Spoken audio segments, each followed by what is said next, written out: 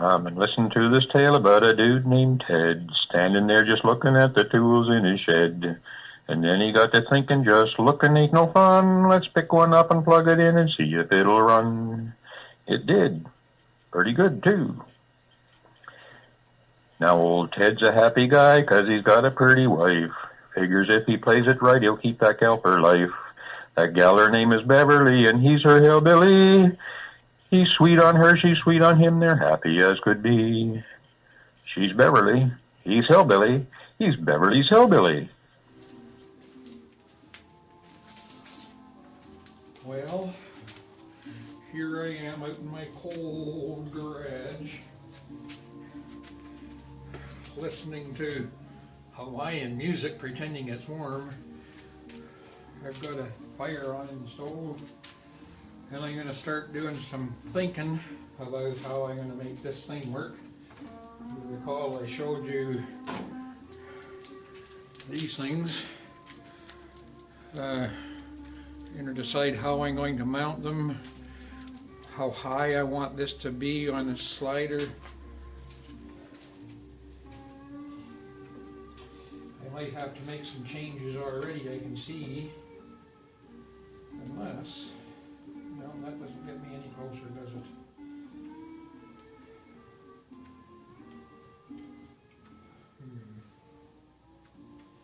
Because I think I'm going to want my roller, I could be wrong, but I think I'm going to want it fairly close to these ones, which means I'm going to have to change this. Which won't be a huge deal, I guess. I can just cut the edge off, maybe.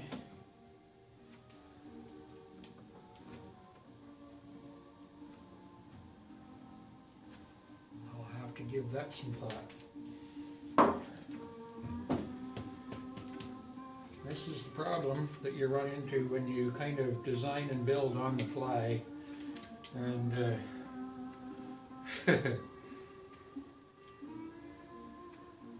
problem that I'm certainly experiencing right now. How do I want that to be? Smaller than that, apparently. You know what? I'm going to shut you off for a minute. I'm going to get the other roller.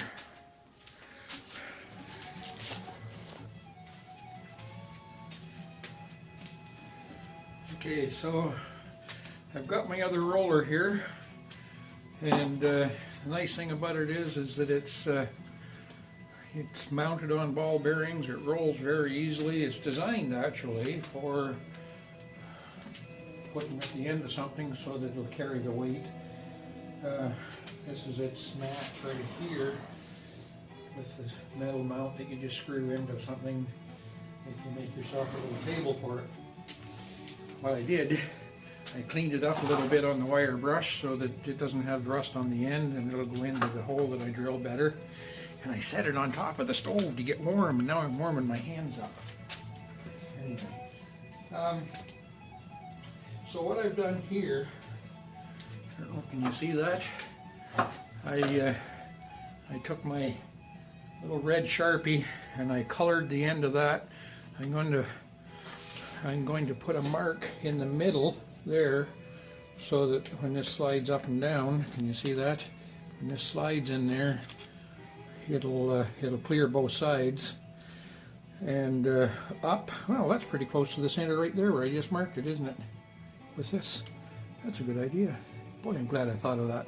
I'm going to come up so that I leave about, I don't know, maybe a 1/4 inch of metal at the bottom. Make sure it's good and strong. Even an 1/8 would be more than enough. So that shaft there is a 1/4 inch. So I'm going to make a 1/4 inch hole in here up. I'm going to leave an 1/8 of an inch. I'm going to come up 3/8 of an inch from the bottom. Okay? All right.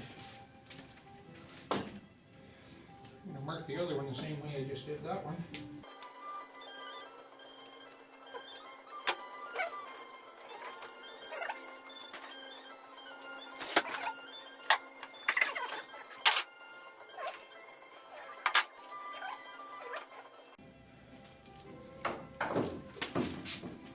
I'll just throw that on the floor and see if I can lose it.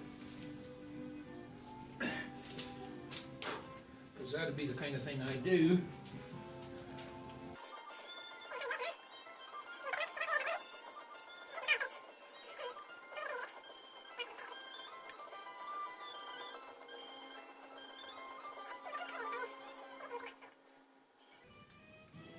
I can't hang on to it. Can't work without gloves out here, and I can't work with them.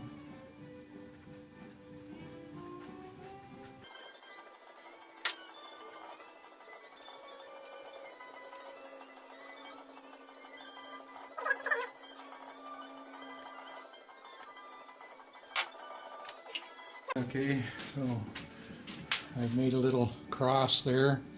I'm going to hit that with my center punch. I'll set it up over here in the drill press and we'll drill those holes. That is, I'm going to try to do that. You know what, I'm going to stick it in the vise so that I can hang on to it. I don't know. Can you see the vise? There it is. Can you see past me when I'm working on it? That's another thing altogether. All right.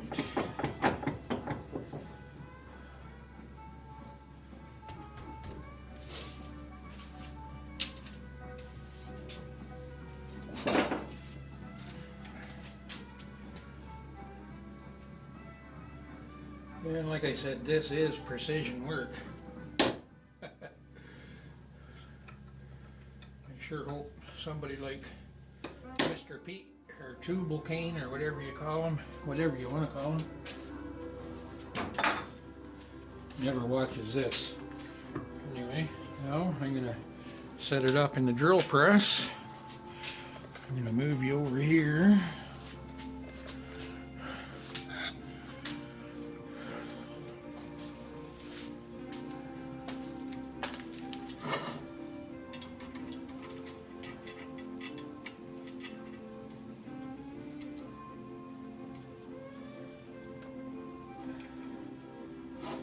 And as it happens, I've got a smaller drill in there right now, but that's fine. I use it for a pilot hole.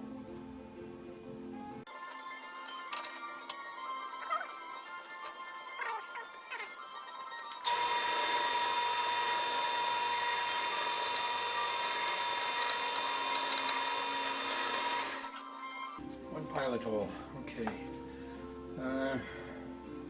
I'll do the other one and then I'll size up the drill and drill them both at 1/4 inch. I'll turn you back on then.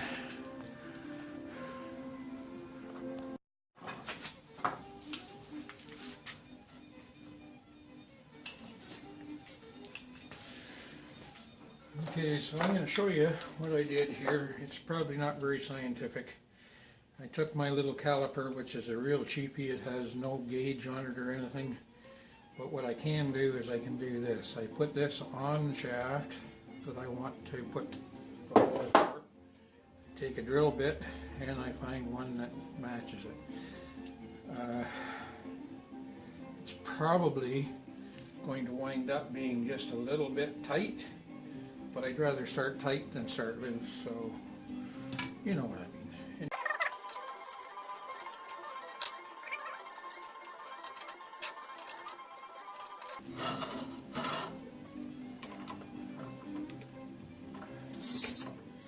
I recommend you tighten all 3 jaws, or all 3 stanchions, I guess you'd call them, on the chuck, so that you don't wind up spinning the drill bit and ruining the shank.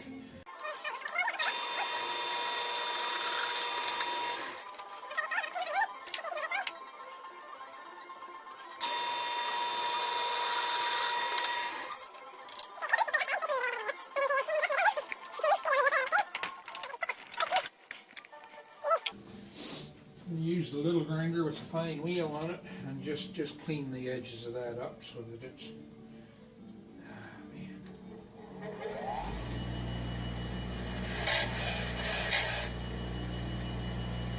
there.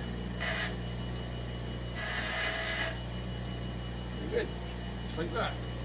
And the other one, this one, so you can trip over some of your junk.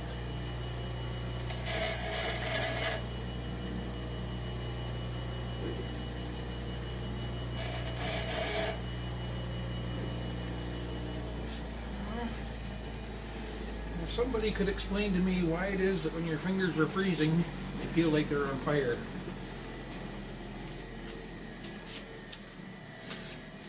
Seems backwards to me. So now I guess this episode is all done and said. I would like to thank you all for visiting with Ted. If you'd like to see what's next, why not subscribe and see? It's not that hard, just click on it, it's easy as could be. Comment too, I'd like that.